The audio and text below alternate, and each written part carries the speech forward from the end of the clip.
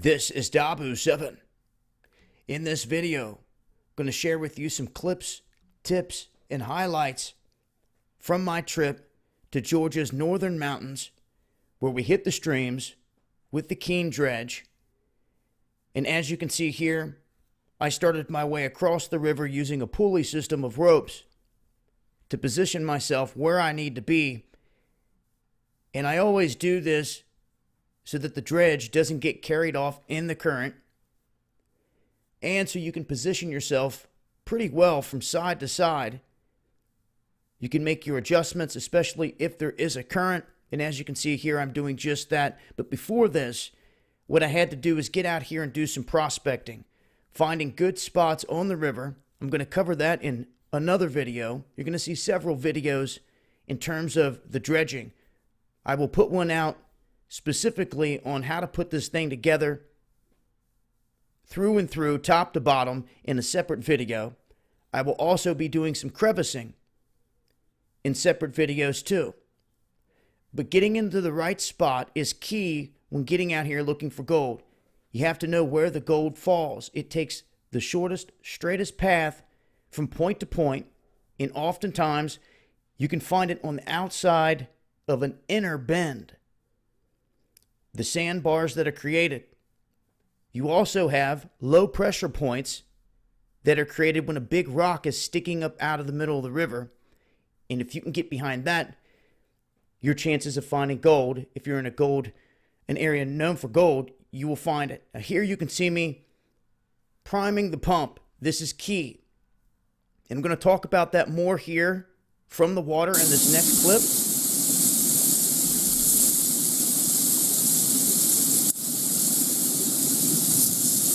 Alright.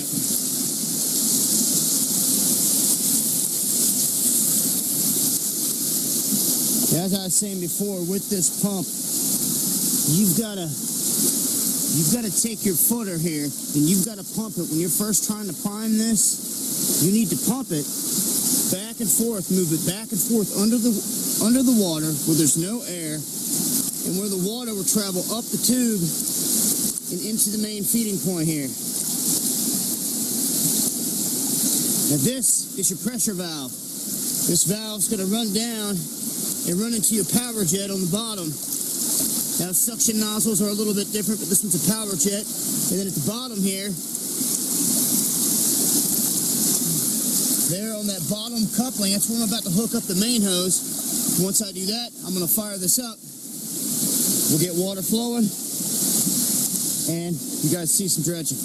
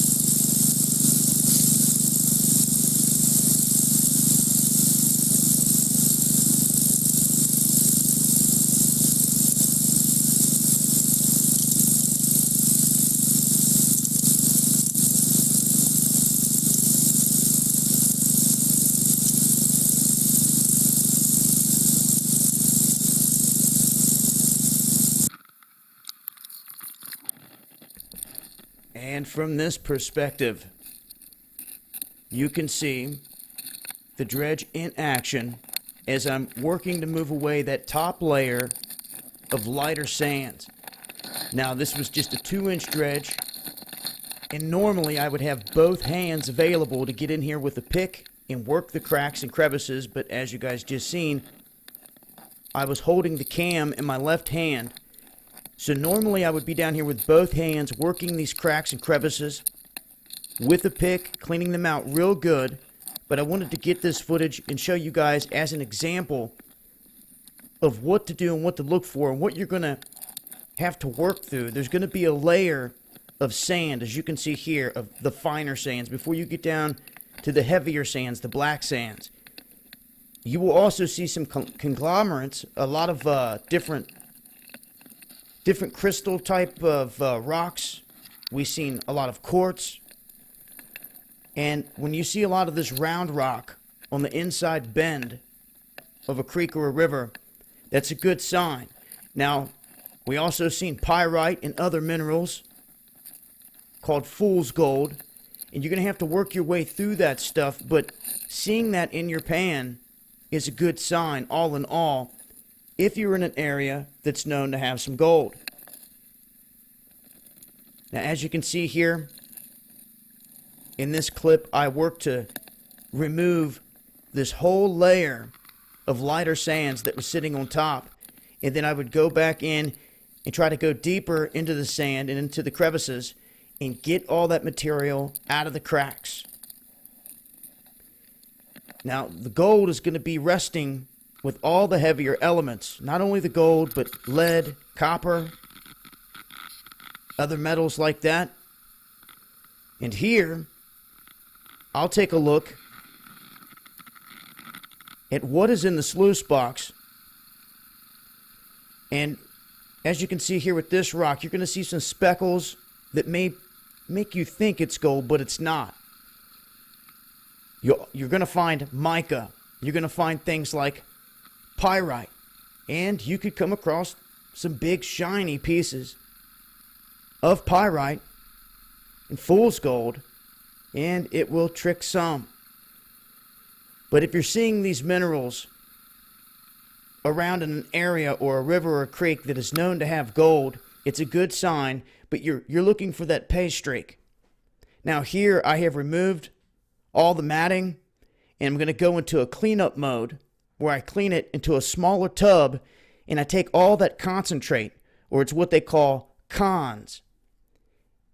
I take that back to go through later. Now my first pans, my testing pans, I'll do right there on the river.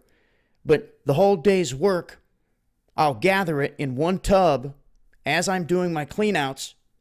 That way I can take back when I have time and go through all the cons. As you can see here, I work both sides of the mat to get it clean. And in a quick example here, I put this back together and get it fired back up so I can move on to the panning. But in a separate video, I'm going to show the whole breakdown of getting this thing put together in the water, fired up, in action again, and then a step-by-step for those out there that have questions. Now, in terms of the panning, you can operate here with several different pans, different sizes. You can see the big one here if you have a larger supply of concentrate. And if you're working with a smaller amount, you can go down to the smaller pans. Now, I like to work with the black and the blue, and you want to catch it right there in that ridge line where I just pointed out. That's where you want to concentrate all your material. Now, there's two ways of doing this, primarily. The back and forth, as you see here, where you let the water just kind of roll the lighter material off the top. And then others, we use a technique of back and forth, side to side. Now, it's my opinion that you're going to use both. It just depends on the situation, but I think both are handy methods. But it depends on your pan, the material, and where you've got it concentrated. Now, I will work the pan like this, continuing to remove the lighter material till I get down to the black sands. And once I get down to this area, sometimes I'll switch over and use the blue pan because it has a little area that catches all the fine sand. And with the black pan, it's hard to see the black sands all the time. But I have a magnet that will remove all of this. And as you can see here, when washing away, when swirling around the water, you can see we have color. And that is the fine gold coming out of the waterways that are coming from Georgia's northern mountains. And here is a look at it dried out in the pan. You can see that a lot of this up there is flatter and some of the finer gold. But keep your eyes peeled for future videos.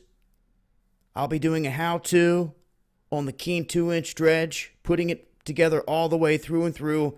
Some separate videos on specific things from here. Also covering some crevicing and really just hitting different areas, places that I can get to and try to cover. I'm going to continue to do that, and I'll continue to try to share the footage with you guys along the way. But there you guys go for our trip and some tips. And stay tuned for more. This has been Dabu7. Much love, y'all.